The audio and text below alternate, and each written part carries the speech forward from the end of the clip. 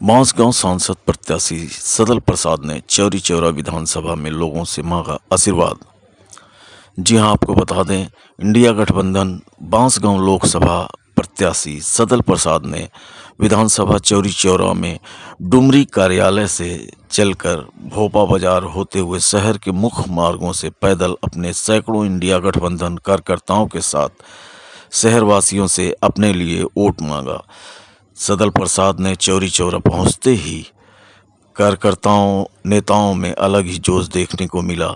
अपने नेता के नाम को संबोधित नारों से शहर गूंजता रहा। लोग अपने अपने घरों से निकलकर इंडिया गठबंधन नेता सदल प्रसाद को आशीर्वाद दिया।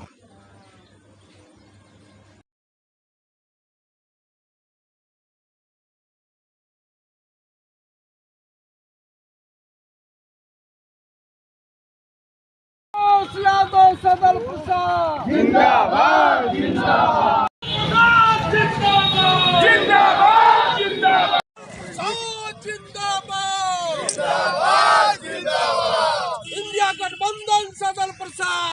तो आपको बहुत बहुत धन्यवाद।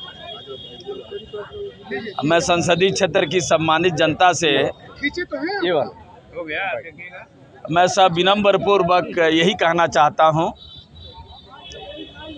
कि ये चौथी बार मुझे लोकसभा चुनाव में प्रत्याशी बनाया गया है। जो इंडिया गठबंधन ने कांग्रेस पार्टी ने मुझे लोकसभा 67 बांसगांव से उम्मीदवार बना करके मुझे भेजा है और अपने संसदीय क्षेत्र की सम्मानित जनता से ये मैं बताना चाहता हूं कि चौथी बार मैं ये लोकसभा का चुनाव लड़ रहा हूं। इससे पहले 3 बार जिन्होंने मुझे चुनाव हराया था उनको सांसद के रूप में इस क्षेत्र की जनता 15 साल से देख चुकी है। 5 साल उनकी माता जी को भी इस क्षेत्र की जनता ने सांसद के रूप में देखा था। और आपको ये भी मैं बताना चाहता हूं कि वर्तमान सांसद महोदय के छोटे भाई भी 8 साल से विधायक के रूप में बांसगांव विधानसभा में दिखाई दे रहे हैं। कहने का मतलब एक ही परिवार के लोगों को इस संसदीय क्षेत्र की सम्मानित जनता ने 20 साल से सांसद के रूप में विधायक के रूप में देखते हो गया। 3 बार मुझे ठुकराया गया, हराया गया। मैं भी इस सम्मानित क्षेत्र की जनता का भाई हूँ, बेटा हूँ। हर 5 साल पे चुनाव होता है।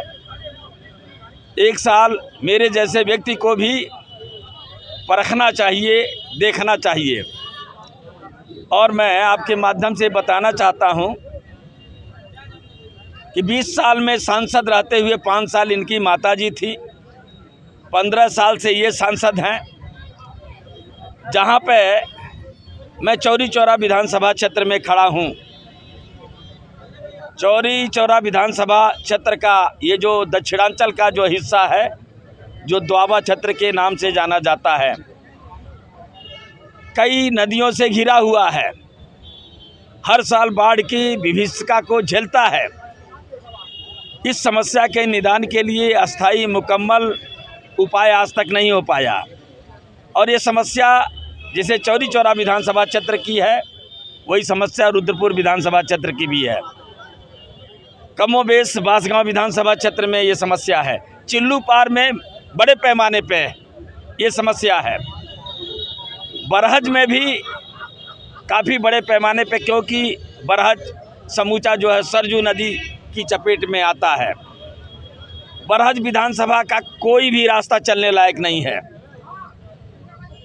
बरहज में जो सरजू नदी पे पुल 15-16 साल से कुछ पिलर खड़े होकर के अधूरे वैसे पड़े हुए हैं। गोला में सरजू नदी पे 14 साल पहले स्वीकृत माननीय अखिलेश यादव जी की सरकार में स्वीकृत हुआ था।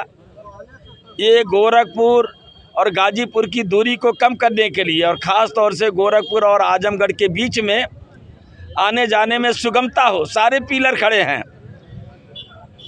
पुल का स्लैब नहीं अभी तक पड़ा, अप्रोच नहीं बना, आवागमन आज तक नहीं शुरू हो पाया। गोरखपुर से बनारस तक का राष्ट्रीय राजमार्ग 14 सालों से कछुए की गति में बन रहा है, जबकि 5 साल पहले ये बन के तैयार हो जाना चाहिए। जिनको ठेका